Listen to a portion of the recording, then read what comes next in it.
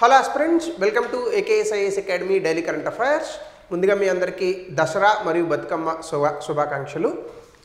So ఇక ఈరోజు టాపిక్లో కనుక మనం వెళ్తే, లాస్ట్ టైం ఇచ్చినటువంటి క్వశ్చన్లో second to promote FDI in gold and jewellery sector. Sovereign gold bond scheme అందుకు కాదు, ఎఫ్డిఐని ప్రమోట్ చేయడానికి కాదు, జ్యువెలరీ సెక్టర్ని ప్రమోట్ చేయడానికి కాదు. సో కేవలం బంగారం మీద ఉన్నటువంటి ఆ యొక్క ఎంతూజియాజం అండ్ మార్కెట్ ఏదైతే ఉందో దాన్ని వేరే రకంగా బాండ్స్లోకి మార్చడానికి. సో కాబట్టి second is wrong. So answer is 1 and 3. So ఇక ఈరోజు మనం కాన్సెప్ట్ ఏంటంటే, అమెరికాతో భారతదేశానికి ఒక రకంగా చెప్పాలంటే పరోక్ష యుద్ధమే జరుగుతుంది వాణిజ్యపరంగా. ఎందుకంటే ట్రంప్ మన మీద వేసినటువంటి టారిఫ్స్ కానీ, ఇప్పుడు వేయబోతున్నటువంటి ఫార్మాస్యూటికల్స్ మీద 100% టారిఫ్స్ కానీ, అట్లానే H1B వీసాకి పెంచినటువంటి ఫీజు కానీ, ఇవన్నీ కూడా భారతదేశం నుంచి వెళ్ళేటటువంటి వ్యక్తులు, అలాగే మనం పంపించేటటువంటి ఎగుమతులు, వీటన్నిటికీ కూడా చాలా నెగిటివ్ ఇంపాక్ట్ అనేటటువంటిది ఉంది. సో దీన్ని అధిగమించడానికి భారతదేశం 2 ప్రయత్నాలు చేస్తుంది. ఒకటి, ఇంటర్నల్గా మన డిమాండ్ చాలా స్ట్రాంగ్. అంటే భారతదేశానికి వేరే దేశాలు అసలు కొనుగోలు చేయాల్సినటువంటి అవసరం లేదు.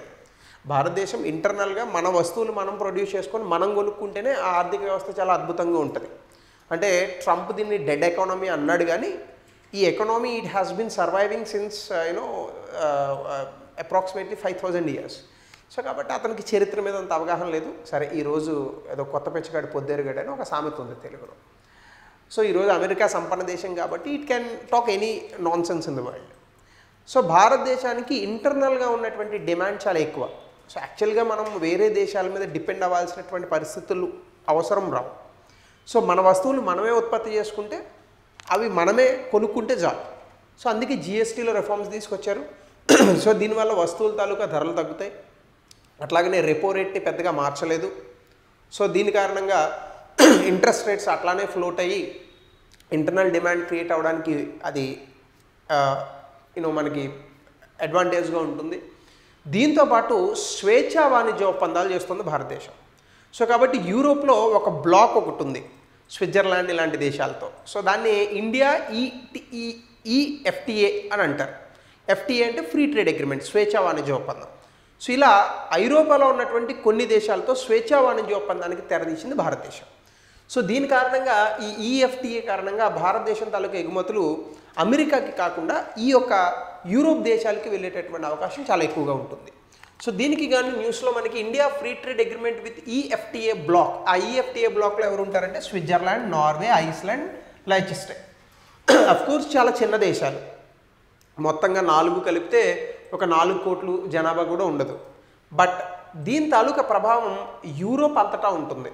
ఎందుకంటే స్విట్జర్లాండ్ లాంటి దేశాలతో మనం కనుక స్వేచ్ఛా వాణిజ్య ఒప్పందాలు చేసుకుంటే, సో ఈ దేశంతో మనకి జరిగినటువంటి ఈ ఫ్రీ ట్రేడ్ అగ్రిమెంట్ని ఆసరాగా తీసుకొని మిగతా యూరోప్లో ఉన్నటువంటి దేశాలు కూడా మనకి ఈ ఫ్రీ ట్రేడ్ అగ్రిమెంట్లోకి రావచ్చు. సో ఇది free trade agreement India and EFTA నేషన్స్కి సంబంధించి ఇది చాలా అద్భుతమైనటువంటి అంశం. సో దీనివల్ల గ్లోబల్ వాల్యూ చైన్స్, అంటే ప్రపంచవ్యాప్తంగా భారత్ తన యొక్క ప్రొడక్ట్స్ని, తన యొక్క వస్తువుల్ని ప్రపంచవ్యాప్తంగా అమ్ముకోవడానికి భారత్కి పెరుగుతున్నటువంటి ఆ ఇన్ఫ్లుయెన్సింగ్ రోల్ ఏదైతే ఉందో ఆ యొక్క పాత్ర అనేటటువంటిది చాలా సుస్పష్టంగా కనిపిస్తుంది. సో మన మార్కెట్ని యాక్సెస్ చేసుకోవడానికి గ్లోబల్గా, అంటే సాధారణంగా మన మార్కెట్ అంతా ఎక్కడ ఉందంటే అమెరికాకి వెళ్తుంది. దాని తర్వాత ఆసియాలో ఉన్నటువంటి కొన్ని దేశాలు, అంటే even including Afghanistan, Sri Lanka, north ఈస్ట్లో మనకు ఉన్నటువంటి nations, south east Asian nations, ఇట్లాంటి దేశాలకు ఉంది. బట్ ఎక్కువగా మనం యూరోప్ని పెద్దగా ఎక్స్ప్లోర్ చేయాల. సో ఈ యూరోప్ని కనుక మనం స్ట్రాటజిక్గా, వ్యూహాత్మకంగా కనుక ఎక్స్ప్లోర్ చేయగలిగితే ఆబ్వియస్గా మన గ్లోబల్ సప్లై చైన్ మార్కెట్ అనేటటువంటిది ఎక్స్పాండ్ అవుతుంది. అలాగే యూరోప్లో వేసుకునేటటువంటి ఈ కాటన్ దుస్తులు ఇవన్నీ మన దేశంలో చాలా అద్భుతంగా తయారవుతాయి. సో కాబట్టి టెక్స్టైల్ రంగానికి కానీ, ఫార్మాస్యూటికల్స్కి కానీ, సో ఆబ్వియస్గా ఇండియా చాలా పెద్ద మార్కెట్ ఫర్ యూరోప్. సో దీనివల్ల భారతదేశంలో కూడా ఫారెన్ ఇన్వెస్ట్మెంట్స్ అనేటటువంటి యూరోప్ నుంచి మనం అట్రాక్ట్ చేయొచ్చు. సో ఇవన్నీ కూడా మనకు పాజిటివ్గా రానున్నాయి. అయితే ఇందులోనే భాగంగా కనుక మనం చూస్తే అసలు ఫ్రీ ట్రేడ్ అగ్రిమెంట్ అంటే ఏంటి? చాలామంది ఫ్రీ ట్రేడ్ అగ్రిమెంట్ అంటే ఉచిత వాణిజ్యం అంటారు. కాదు, స్వేచ్ఛా వాణిజ్యం.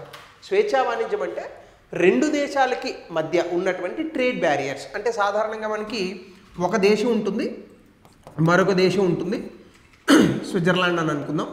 సో మన దేశం స్విట్జర్లాండ్కి ఎగుమతులు చేస్తుంది, స్విట్జర్లాండ్ కూడా మన దేశానికి ఎగుమతులు చేస్తుంది. ఈ ఎగుమతులు చేసేటటువంటి ఈ వస్తువులు సేవలపైన పన్నులను విధిస్తారు.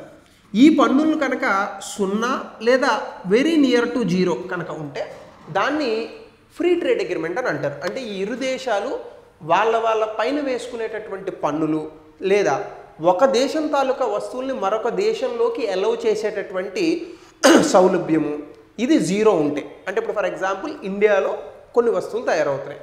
ఇండియాలో ఎలా అయితే తయారైనటువంటి వస్తువుల్ని మనం అమ్ముకుంటామో అట్లానే స్విట్జర్లాండ్లో కూడా ఏ విధమైన పన్నులు లేకుండా ఇండియన్ మార్కెట్లో లాగా అమ్ముకోగలిగితే ఇదే ఫ్రీ ట్రేడ్ అగ్రిమెంట్. సో అంటే టారిఫ్స్ అండ్ బ్యారియర్స్, అంటే ఒక దేశం తాలూకా వస్తువులు మరొక దేశంలో అమ్మడానికి ఏ రకమైనటువంటి అడ్డంకులు లేకుండా స్వేచ్ఛగా వాణిజ్యం చేసుకునేటటువంటి ఒక ఒప్పందాన్నే స్వేచ్ఛ వాణిజ్య ఒప్పందము, ఫ్రీ ట్రేడ్ అగ్రిమెంట్ అని అంటాం. ఇది భారతదేశానికి చాలా దేశాలతో ఉంది. ఎగ్జాంపుల్ జపాన్తో ఉంది, ఆస్ట్రేలియాతో ఉంది, యునైటెడ్ అరబ్ ఎమిరేట్స్, దుబాయ్ లాంటి దేశాలతో, సింగపూర్, శ్రీలంక, ఇంకా యూరోపియన్ యూనియన్ అంటే ఐరోపా సమాఖ్యలో ఉన్నటువంటి దాదాపు 24 దేశాలకు పైగా ఉన్నటువంటి దేశాలతో మనం స్వేచ్ఛా వాణిజ్య ఒప్పందం మాట్లాడుతున్నాం. ఇది కనుక వస్తే అమెరికా లాంటి దేశాల కన్నా ధీటుగా మనం ఎగుమతులు చేయొచ్చు. అంటే అమెరికా లాంటి దేశాల కన్నా ధీటుగా అంటే అమెరికా ఎన్ని ఎగుమతులు చేస్తుందో అన్ని ఎగుమతులు అని కాదు నా ఉద్దేశం. అది రావాలంటే చాలా టైం పడుతుంది. అమెరికాకి మనం ఎట్లా అయితే ఎగుమతులు చేస్తున్నామో అమెరికాకి మనం చాలా ఎగుమతులు చేస్తాం దిగుమతుల కన్నా. ఏవి? మందులు, టెక్స్టైల్స్, ఇంకా కొన్ని అగ్రికల్చరల్ గూడ్స్ ఇట్లాంటివి చేస్తూ ఉంటారు మన వాళ్ళు. అట్లాంటివే ఐరోపా దేశాలకు కూడా మనం చేయొచ్చు. సో ఇందులోనే భాగంగా అసలు ఇండియా ఈఎఫ్టీఏ అంటే ఇప్పుడు చేస్తున్నటువంటి trade and economic partnership agreement TEPA అని అంటారు. సో యూరోప్లో ఉన్నటువంటి కొన్ని దేశాలతో ఉన్నటువంటి ఫ్రీ ట్రేడ్ అగ్రిమెంట్ అనేది 2024లో ఫైనలైజ్ అయింది. అక్టోబర్ 1 ఈరోజు అంటే నిన్నటి నుంచి, ఈరోజు అక్టోబర్ 2 కదా, నిన్నటి నుండి ఈ అక్టోబర్ 1 నుంచి ఇది అమల్లోకి వస్తుంది. సో దీనివల్ల అమెరికాకి భారతదేశానికి ఇటీవల కాలంలో వచ్చినటువంటి వాణిజ్యంలో ఉన్న ఇబ్బందులు ఏవైతే ఉన్నాయో దీన్ని ఇది కౌంటర్ చేస్తుంది అని అంటున్నారు. సో దీనివల్ల ప్రపంచవ్యాప్తంగా భారతదేశానికి ఉన్నటువంటి వాణిజ్య సంబంధాలు బలపడతాయి. దీనివల్ల మనకు ఆల్రెడీ ఫ్రీ ట్రేడ్ అగ్రిమెంట్స్ ఉన్నాయి. ఇది కనుక మనం బలంగా ఉపయోగించుకోగలిగితే సో డెఫినెట్గా ఇండియాకి అమెరికాకి జరిగినటువంటి ఇటీవల కాలంలో ఈ ట్రేడ్ ఇబ్బందులు ఏవైతే ఉన్నాయో వాటిని అధిగమించవచ్చు. అలాగే మార్కెట్ యాక్సెస్ అంటే ఈ ఈఎఫ్టీఏ అగ్రిమెంట్ వల్ల మనకి ఇండియా తాలూకా ఇండస్ట్రియల్ గూడ్స్ అంటే మన పరిశ్రమల్లో ఉత్పత్తి అయ్యేటటువంటి వస్తువులు వ్యవసాయం కానటువంటి నాన్ అగ్రికల్చర్ ప్రొడక్ట్స్ ఏవైతే ఉన్నాయో అతి తక్కువ పన్నులతో మనం ఈ మిగతా దేశాల్లోకి మనం పంపించవచ్చు. సో అంటే with tariff concessions on processed agriculture products, మన దగ్గర ఉన్నటువంటి అగ్రికల్చర్ ప్రొడక్ట్స్ని ప్రాసెసింగ్ చేస్తాం. ప్రాసెసింగ్ చేస్తే ఏమవుతుంది? వాటి షెల్ఫ్ లైఫ్ పెరుగుతుంది. ఉదాహరణకి టమాటో ఉందనుకోండి, టమాటో ఎన్ని రోజులు నిల్వ ఉంటుంది? గట్టిగా మాట్లాడితే ఒక 15 రోజులు. కానీ అదే మీరు టమాటో కెచప్ చేసి ఒక ప్యాకెట్లో వేశారనుకోండి, అది ఎన్ని రోజులు ఉంటుంది? 1 సంవత్సరం 2 సంవత్సరాలు ఉంటుంది ఎక్స్పైరీ డేట్. సో ఇలాంటి ప్రాసెస్డ్ ప్రొడక్ట్స్ని మనం వేరే దేశాలకు ఎగుమతి చేయొచ్చు. భారతదేశంలో ఫుడ్ ప్రాసెసింగ్కి అపారమైనటువంటి అవకాశం ఉంది. కానీ అన్ఫార్చునేట్లీ మనం ఈ సెక్టర్ని పెద్దగా ఎక్స్ప్లోర్ చేయలేం. ఈ food processing sector it's a fantastic sector. మన దేశంలో పండనటువంటి వ్యవసాయ ఉత్పత్తులు లేవు, కానీ మనం వీటిని ప్రాసెసింగ్ చేయడంలో ఇబ్బంది పడుతున్నాం. అదే మీరు ఫారెన్ నేషన్స్లో చూడండి, నూడిల్స్ అప్పటికప్పుడు ఎవడో వండుకోడు, వాడు ఒక చిన్న డబ్బా ఉంటుంది, అది పట్టుకొచ్చి ఓవెన్లోకి దోస్తారు, పెడతారు, ఒక 2 మినిట్స్ తీసుకొని తింటారు. మీకు ఫ్లైట్స్ ఇలాంటి వాటిల్లో చోట ఇస్తూ ఉంటారు. సో ఇట్లాంటివి భారతదేశం బ్రహ్మాండంగా తయారు చేయగలదు. మనకున్న ఇబ్బంది ఏంటంటే ఇవి మన దేశంలో ఎవడో తినడు. మన దేశంలో ఎంత చెత్త ఫుడ్ అయినా, ఎంత మంచి ఫుడ్ అయినా, అంటే చెత్త ఫుడ్ అంటే నా ఉద్దేశంలో జంక్ ఫుడ్ అని, అదైనా మనం అప్పటికప్పుడు చేసుకొని తింటేనే ఆ సాటిస్ఫాక్షన్ లెవెల్. సో కాబట్టి వేరే దేశాలకు ఈ ప్రాసెసింగ్ ఫుడ్స్ అంటే not only the foods that we are eating now but జనరల్గా ప్రాసెస్డ్ అగ్రికల్చర్ ప్రాసెస్డ్ ఫుడ్స్ ఏవైతే ఉన్నాయో మనం వాటిల్ని క్లియర్ కట్గా ఐరోపా దేశాలకు పంపించవచ్చు. సో అట్లానే ఇన్వెస్ట్మెంట్స్ అండ్ జాబ్స్ ఈఎఫ్టీఏ కారణంగా $100 బిలియన్ రానున్నటువంటి 15 సంవత్సరాల్లో భారతదేశంలో పెట్టుబడులు పెడతారట. దీనివల్ల భారతదేశంలో 1 మిలియన్ అంటే 10 లక్షల ఉద్యోగాలు భారతదేశంలో డైరెక్ట్గా వస్తాయట. సో దాంతోపాటు institutional mechanism dedicated EFTA desk ఉంటుంది.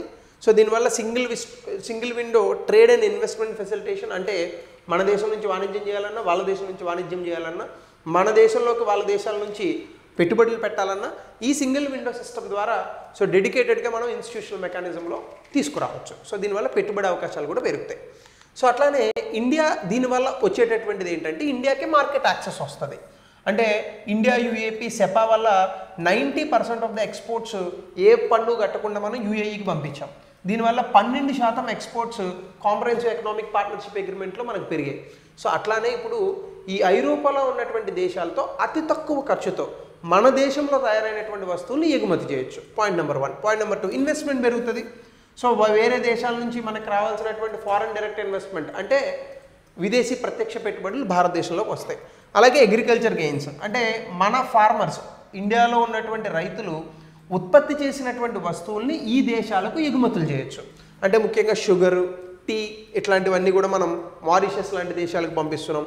సో దీంతోపాటు టెక్నాలజీ ట్రాన్స్ఫర్ అంటే వేరే దేశాల్లో ఉన్నటువంటి నూతన సాంకేతికతలన్నీ మనం తెచ్చుకోవచ్చు. సో ఇవన్నీ కూడా మనకు వచ్చేటటువంటి అడ్వాంటేజెస్ అనమాట. Market access, investment, agriculture gains, technology. So ఇవన్నీ కూడా మనం ఆయా దేశాల నుంచి పొందొచ్చు.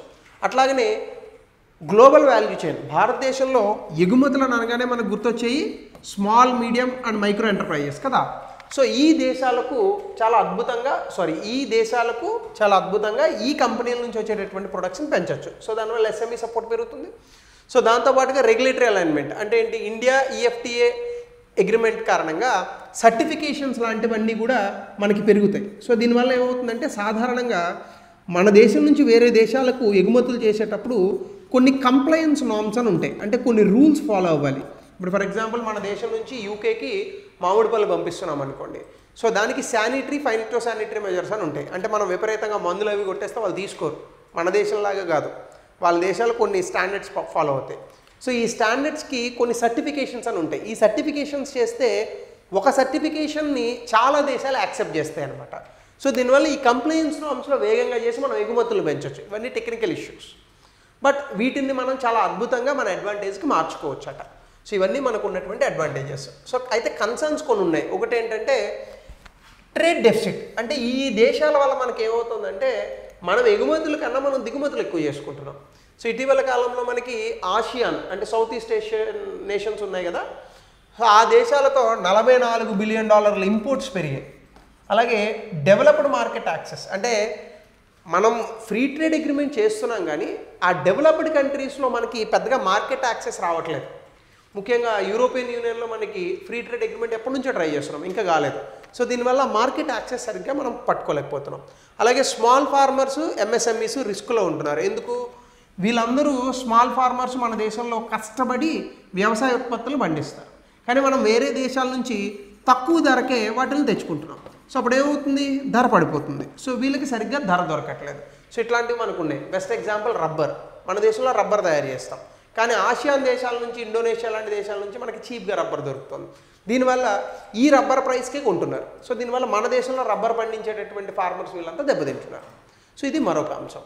అట్లాగే లేబర్ అండ్ ఎన్వైర్మెంటల్ క్లాస్ అంటే ఏంటి, యూరోపియన్ యూనియన్స్కి సంబంధించి కార్బన్ బోర్డర్ అడ్జస్ట్మెంట్ మెకానిజమ్స్ ఇట్లాంటివి ఉన్నాయి. అంటే ఏంటి, వాళ్ళు ఈ పర్యావరణాన్ని కాపాడడానికి సంబంధించి వేరే దేశాల నుంచి వచ్చే ప్రొడక్ట్స్ ఏవైనా పర్యావరణానికి ఇబ్బంది కలిగిస్తుంటే దాని మీద కొన్ని కండిషన్స్ పెట్టడము, పన్నులు వేయడము చేస్తున్నారు. ఇట్లాంటివి భారతదేశం నుంచి వెళ్ళేటటువంటి ఎక్స్పోర్ట్స్లో కొంత ఇబ్బంది అనేటటువంటిది కలిగించవచ్చు.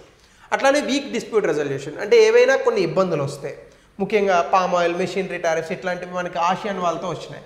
సో ఈ ఇబ్బంది నుంచి బయటపడడానికి డిస్ప్యూట్ రెజల్యూషన్స్ వీక్గా ఉన్నాయట. ఇవి మనకు ఉన్నటువంటి ఇబ్బందులు. ఏ అగ్రిమెంట్ చేసినా ఇబ్బందులు ఉంటాయండి.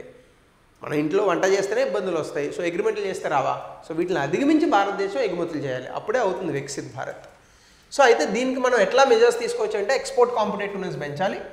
కేవలం ఎవరో అమెరికా లాంటి ఒక దేశంతో కాదు, అనేక దేశాలతో మనం వాణిజ్య సంబంధాలు తీసుకోవాలి. అట్లాగనే స్టార్టప్స్ని ఎంకరేజ్ చేయాలి, చిన్న సూక్ష్మ మధ్య తరహా పరిశ్రమలు చేయాలి, పోర్టుల్లో ఇన్ఫ్రాస్ట్రక్చర్ని పెంచాలి, రోడ్ ఇన్ఫ్రాస్ట్రక్చర్ని పెంచాలి, కంప్లైంట్ స్టాండర్డ్స్ని పెంచాలి. అట్లాగనే డిజిటల్ ట్రేడ్ ప్లాట్ఫామ్స్ని సరిగ్గా ఉపయోగించుకోవట్లేదు ఇండియా.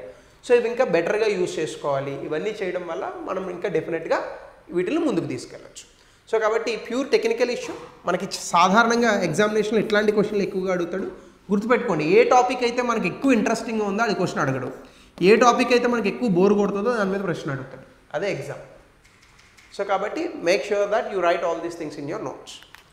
సో దీనికి రిలేటెడ్గా ఒక ప్రశ్న దయచేసి సమాధానాన్ని తెలపండి. అట్లానే మెయిన్స్ ఎగ్జామ్లో కూడా గతంలో ఫ్రీ ట్రేడ్ అగ్రిమెంట్ చూడండి చాలా క్లియర్ కట్గా ఇచ్చాడు ఎగ్జామ్లో.